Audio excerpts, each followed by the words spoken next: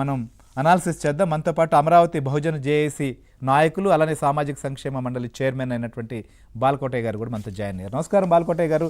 ఏంటి second phase సంబంధించి మొత్తం 16,666 ఎకరాల భూ సమీకరణకు కూడా సిఆర్డీఏ సిద్ధమవుతున్నట్లుగా తెలుస్తోంది. ఎలా ఉండబోతోంది, ఎక్కడెక్కడ ఇవి ఉండబోతున్నాయి, అసలు అక్కడ ఆ ప్రాంతాల్లో ప్రస్తుతం ఏం జరుగుతుంది భూ సమీకరణకు సంబంధించి, ఆ ప్రాంతంలో ఉన్నటువంటి రైతుల నుంచి వస్తున్నటువంటి ఒపీనియన్ ఏంటి, ఏం చెప్తారు? శ్రీహరి గారు నమస్తే. నమస్కారం. మీ ద్వారా రాష్ట్ర ప్రజలకే, ముఖ్యంగా రాష్ట్రంలో ప్రజా రాజధాని అమరావతి గురించి గోల చేసే మిడతలకే, బల్లూకాలకు ఒక స్పష్టమైన వివరణ ఇవ్వాల్సిన అవసరం ఉందండి. మొదటి విషయం ఏంటంటే, ఇది మా రాష్ట్రం. మా రాష్ట్రం పేరు ఆంధ్రప్రదేశ్. మా రాష్ట్ర రాజధాని పేరు అమరావతి. ఏ రాష్ట్రానికైనా ఆ రాష్ట్ర రాజధానులను దిగ్విజయంగా, సంపూర్ణంగా అభివృద్ధి కోణంలో నిర్మాణం చేసుకునే బాధ్యత ఆయా రాష్ట్ర ప్రభుత్వాలకు. ఇది విభజన చట్టం ఆంధ్రప్రదేశ్కు ఇచ్చిన హక్కు. రాజధాని నిర్మాణానికి కేంద్ర ప్రభుత్వం ఎంత ఇస్తుంది, ఎంత ఇవ్వటం లేదు అనే అంశం కంటే మా ఇల్లు ఇది. ఆంధ్రప్రదేశ్ అనే రాష్ట్రం మా ఇల్లు. మా ఇంటి సౌభాగ్యవతి అమరావతి ఎలా ఉండాలో నిర్ణయించుకోవాల్సింది రాష్ట్ర ప్రభుత్వం. సహజంగా ఏంటంటే, మీరన్నట్టుగా 2014-19 ముఖ్యమంత్రిగా ఉన్న చంద్రబాబు నాయుడు గారు మొదటి విడత భూసేకరణలో 34,348 ఎకరాలు 28,841 మంది రైతుల దగ్గర నుంచి తీసుకుంటున్నప్పుడే ఇంత భూమి కావాలా, దేనికి ఇంత భూమి, ఏం చేసుకుంటారు, అమ్ముకుంటారా, దారాదత్తం చేస్తారా, 4 బిల్డింగులు కడితే సరిపోదా, రాజధాని అంటే అర్థం ఏంటి, ఓ సచివాలయం, ఒక హైకోర్టు, ఒక అసెంబ్లీ, ఒక హెచ్ఓడి కార్యాలయాలు అంతే. సార్ మొన్న కూడా ఈ మధ్య ఆయన చెప్తున్నారు, మాజీ ముఖ్యమంత్రి గారు లేకపోతే ఆయనకు సలహాదారుగా పనిచేసిన సజ్జల గారు లాంటి, రోడ్డు పక్కన 4 బిల్డింగ్లు కట్టుంటే అయిపోయేది కదా, సచివాలయము మొత్తం జరిగిపోతూ ఉండేది, మిగిలిందంతా ఆటోమేటిక్గా జరిగిపోయేది కదా, ఆ పని చేయకపోవడం వల్లే కదా ఈ సమస్య అంతా వచ్చింది అని చెప్పి ఇప్పటికీ చెప్తున్నారు అన్నమాట కొంతమంది. అందుకని శ్రీహరి గారు 4 బిల్డింగ్లు కడితే సరిపోతుంది. ఒంటి మీద ఒక చొక్కా, కింద ఒక పంచ, ఒక డాయరో బన్ని, ఒక జత సరిపోదా మనిషి తిరగటానికి, బట్టలు అంతేగా. ఒక ఇల్లు కావాలా, లేదా అతను తిరగటానికి ఒక కారు కావాలా, లేదా అతను బతుకు తెరువుకు ఒక అభివృద్ధి కావాలా? నేను ఒక మాట చెప్తున్నాను వినండి. మొదటి విడత భూసేకరణ జరిగింది కాబట్టి రెండో విడత కూడా తీసుకుంటున్నారు.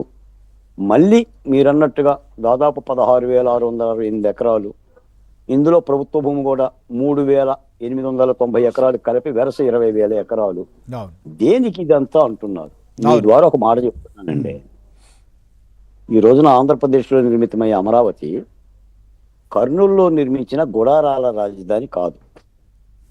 ఏ కాకొచ్చో, ఏ పిసుకొచ్చో పడేయటానికి, లేదా నలుగురు వచ్చి దొంగలు తవ్వేసుకొని నెత్తిని పెట్టుకొని, ఇంకో మేము వెళ్ళిపోతున్నాం పలానా రాష్ట్రానికి, హైదరాబాద్ పోతున్నాం, తెలంగాణ కలిసిపోయింది కాబట్టి ఈ గుడారాలను తీసి అక్కడ గుడారాలు వేస్తామనే గుడారాల రాజధాని కాదు. ఇది సుభిక్షంగా ఆంధ్రప్రదేశ్ అభివృద్ధి కోసం అక్షయ పాత్రగా ఏర్పడే అమరావతి.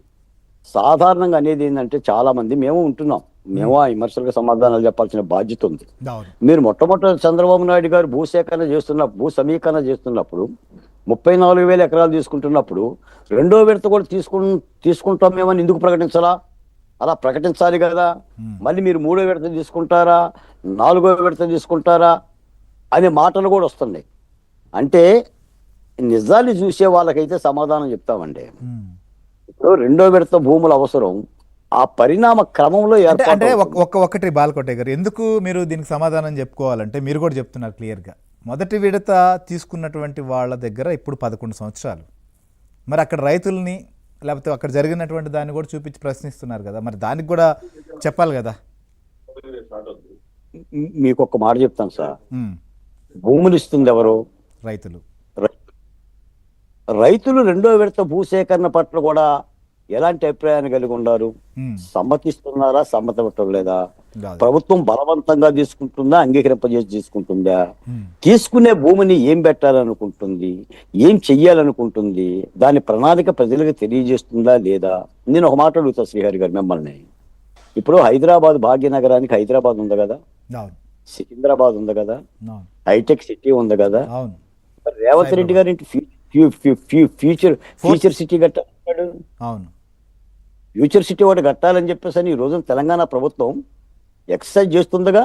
చేస్తుంది. ఎందుకు ముందుకు సార్ పోతుంది అన్ని. నాలుగో సిటీ? ఆల్రెడీ ప్లానింగ్ మరి ఇచ్చారు, హైవేలు వేయాలని, రైల్వే లైన్స్. నాలుగో సిటీ ఎందుకండి? దేనికంటున్నా నాలుగో సిటీ? మళ్ళీ అక్కడ భూసేకరణ జరగాలి కదా, ఏమన్నా ఉంటే కాస్త కూస్త పెట్టుబడులు పెట్టాలి కదా, ఖచ్చితంగా దాన్ని అభివృద్ధి చెయ్యాలి కదా. జరగాల్సింది. దేనికంటున్నా నేను నేను మాట ఏంటంటేనండి, ఓకే. స్పష్టంగా ఈ రాష్ట్ర ప్రజలకను ఉమ్, ఈ వితండవాదం చేసే వాళ్ళకి అర్థం కావాల్సింది ఏంటంటే, ఇప్పుడు జరుగుతున్నది అమరావతి రాజధాని నిర్మాణం కాదండి. రాజధాని నిర్మాణం మీరన్నట్టుగా 11 సంవత్సరాల క్రితమే అయిపోయింది. మొదలైంది. ఏదైతే రాజధాని పరిపాలనాంగాలు 4 ప్రధానమైన పరిపాలనాంగాలు ఉన్నదాన్ని రాజధాని అంటారు. అది హైకోర్టు, సచివాలయం, అసెంబ్లీ, హెచ్ఓడి కార్యాలయాలు. ఇప్పుడు జరుగుతున్నది రాజధాని అభివృద్ధి ప్రక్రియ. ఓకే, సో క్లారిటీ అది. జరుగుతుంది రాజధాని నిర్మాణం కాదు కాదు కాదు.